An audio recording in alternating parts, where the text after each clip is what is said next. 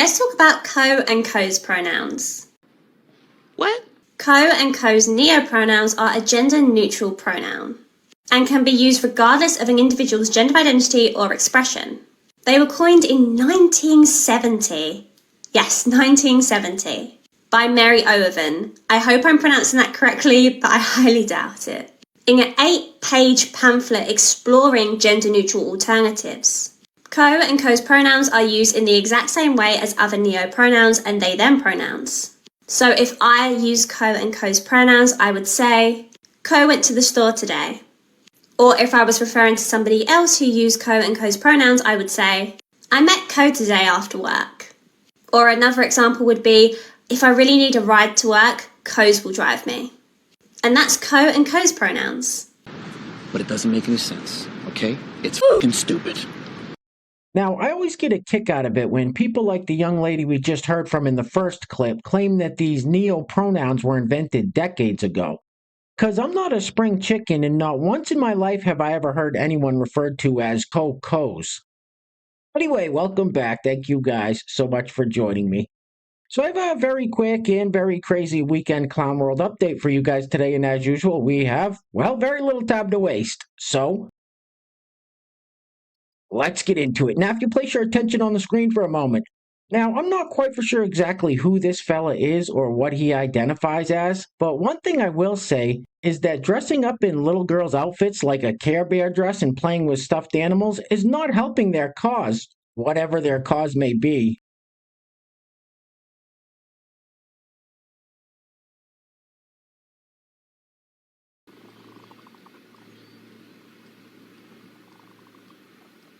What is your fucking problem, man? Huh? Now, in the last video, we heard from a bunch of different Democrat politicians who have been saying the most outrageous things, like Tim Walz, Ilhan Omar, more on her in just 1 minute, Chuck Schumer, and others.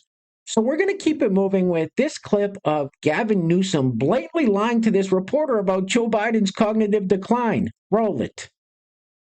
We lost. We lost the popular vote, and we lost the electoral vote. We got crushed. And we need to be humble about that, and we need to have some grace, and we need to understand why. Was it because of the incumbency penalty? Was it because of inflation? Was it because of interest rates? Was it because of immigration? Was it because we were too, quote unquote, woke? Was it because of issues with Israel? Was it all of the above? I think we are going through that forensic.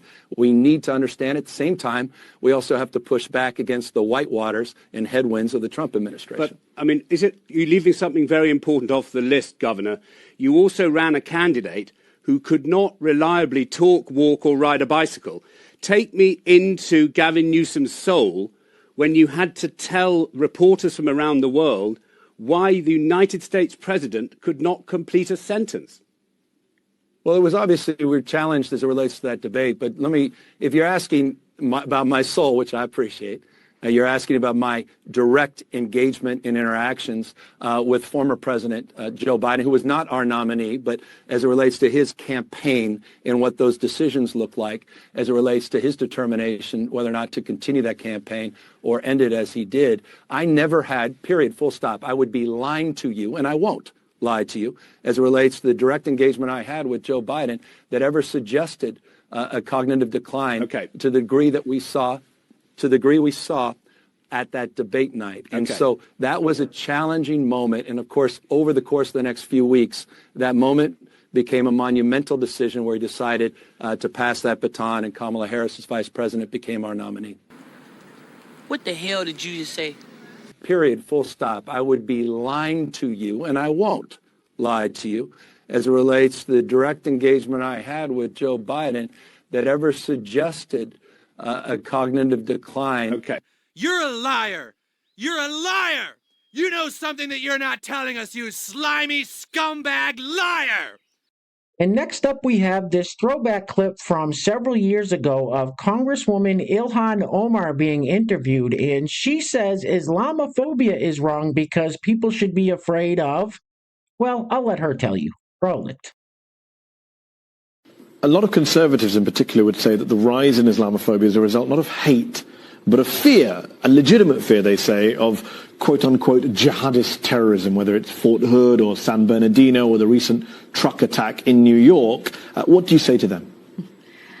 I would say our country should be more fearful of white men across our country, because they are actually causing most of the deaths within this country.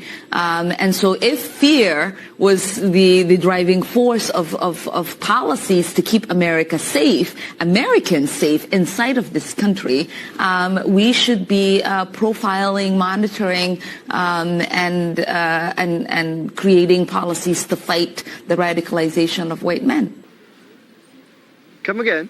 I would say our country should be more fearful of white men across our country, because they are actually causing most of the deaths within this country. You lying bitch. She is lying like a motherfucker. I know that. Ooh, that TSA shit tingles. This motherfucker is lying. And next up, we have Minnesota Governor Tampon Tim Walz's daughter, Hope, saying that the act of running is political and a privilege. Now, I call bullshit, because basically every marathon in this country is won by Kenyans, and I don't think Kenya is a real privileged country. Roll it. Running as an act is political, and you know who taught me that? Tim Walz. The first thing he told me when I was first getting into it in high school, granted, I don't really do it as much anymore. I go in spurts, but when I was first getting into it in high school, the first thing he told me was that running is a privilege, and being a part of the running community is a privilege that not all people have access to. Whether you do it recreationally or you race a lot or you are, at the elite level, it is a privilege. Whether it be you just having the time to run, access to funds to buy the gear, access to, healthy quality foods that fuel you as you're training and as you're running, access to, a safe, stable situation that allows you to be in a good mental state to be able to run. All of those things are hard to come by. And if you have them and are a part of the running community, that is a privilege. And that, again, was the first thing he taught me. So I don't really understand how platforming and administration that cuts mental health services, cuts, funding and literal shipments to food banks, is entirely hurting the climate, because you can get into running in the climate. That's a whole nother thing. But it's cutting, funds to climate initiatives and actively hurting the planet in that way. Sending people away without due process, villainizing minorities. All of those things are preventing people from getting into the running community, which is what I thought Kate's platform was for. But it's also just damaging to society as a whole. We should not be normalizing these people. You see that? That's a stupid bitch. You guys, real quick, before we go any further, I want to give a huge shout out to the sponsor of today's video. And while I'm doing that, I'm going to let this loop on the screen. Well, it looks like they finally found a real-life alien. Anyway, today's video is being brought to us by none other than Pastor Bob Rogers. Pastor Bob, thank you so much, sir, for sponsoring today's video. I really appreciate the support. And I want to give a big shout out to today's honorable mentions, Pastor Bob Rogers and Wendy Gavozdich, for each leaving a super thanks on the last video. So, Pastor Bob and Wendy, thank you both so much for all the continued love and support. I really do appreciate it. So once again, today's video sponsor is Pastor Bob Rogers, with the honorable mentions going to Pastor Bob Rogers and Wendy Gavozdich. Now, if you'd like to sponsor the next video and help support the channel, there is a PayPal link in the description box below, and I will say your full name as a sponsor of said video unless stated otherwise by you. But I think we've all seen enough of this fella for one day. Get this off the screen, please. Ugh.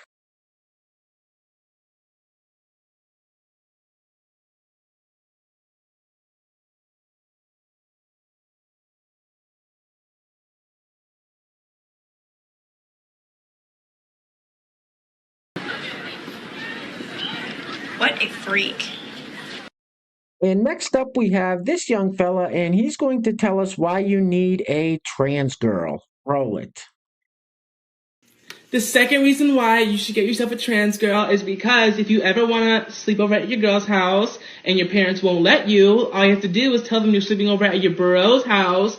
And if they don't believe you, just put me on the phone and I'll be like, hey, Miss Swan.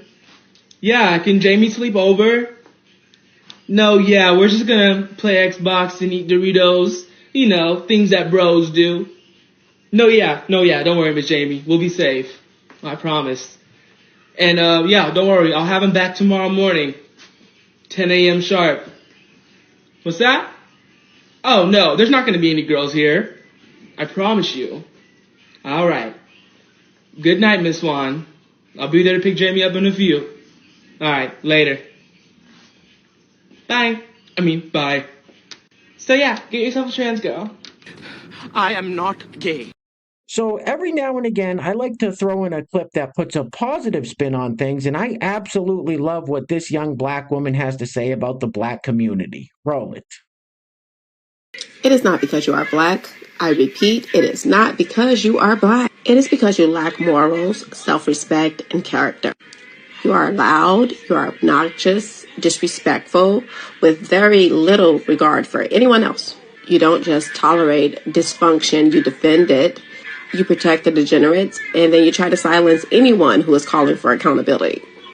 You let the worst of the community become the face of the community, and then you get upset when the world treats you like we are all degenerates. And then you want people to care about black lives when black people, more black people than anyone, we are first in line to get an abortion, and the children that are actually in the community, they can't even fucking read. And then instead of holding accountability for the things that are actually going on in our community, we scapegoat white people that have nothing to do with what is going on within the black community. So if it is because you're black, thank other black people. That's the smartest thing I've ever heard anyone say about anything. All right, guys, we're going to be wrapping it up with this crazy clip of this lady saying that Trump was elected to keep white supremacy going in this country. If CNN was a legitimate network, they would have pulled her off the air right then and there and never invited her back. Anyway, things are clearly getting very crazy out there, guys, so please take care of yourselves. Take care of each other. Till next time, love you guys. Peace. Roll it. It's about making sure that there is white supremacy in this country. And if we're honest, we will say that. It is about making sure we will make sure that people who DEI is really all these code words. You used to use woke. I asked you to define what woke meant. You couldn't really define it for me. Tell me what it means again. Woke ideology is taking extreme views of American culture and trying to tear down America from the inside out and go outside of our cultural norms and invade every corporation, university, and other institutions. What is DEI? That's incorrect. Tell me that's incorrect. But what is DEI? Tell me again. Diversity, equity, and inclusion, and trying to guarantee outcomes instead of guarantee opportunity. Cabinet looks like DEI. I was speaking. If I could just finish. I do want us to not get off the rails because she just said we're all white supremacists. We got to address this. Saying a whole swath of voters and saying they voted because they're racist or misogynist, not I didn't say. Those were my words, yours. But go ahead. Okay, but you said it was about white supremacy. I said it was Democrats will keep losing if they do that. All the voters were white supremacists, but it's not about eggs. She said it was about pocketbook issues. It's not about pocketbook issues. You don't think people were at all motivated by the state of the economy? Of course they were. Absolutely. But yes, and you're smart enough to know yes, and yes. They were upset about pocketbook issues. And they're also upset about what people are doing. They do have an opportunity, but we're treated to sort of similar comments to what Kerry made tonight about race, white supremacy, all of Trump's ideology and people and voters and everything. It's all about white supremacy. This was rejected in the election. Democrats ran this was the animating thing of the Harris campaign, and it was rejected. Okay. Was it? And I am constantly shocked at what you're not aware of, which is Donald Trump's performance. I'm constantly shocked at what you're not aware of. I don't know. I tend to be more right about it than you are. But the reality is, he did better. He did better among minority voters than any Republican in a half a century. Yeah, and he seemed to be totally unaware of it. But it's also true. But if you're going to come out and call half the country a white supremacist, I think you've got to explain it. I didn't say say the country. I said this was about white supremacy because what he ran on was making America great again, which is another code word. You like to say woke. But you're saying the election was about white supremacy. I'm saying what Trump was about was making sure he stays back. What did you say? What the did you just say? It's about making sure that there is white supremacy in this country. And if we're honest, we will say that. That's racist? 2, 10, 12, 15. Oops, stepping on a... It's black. Anyway.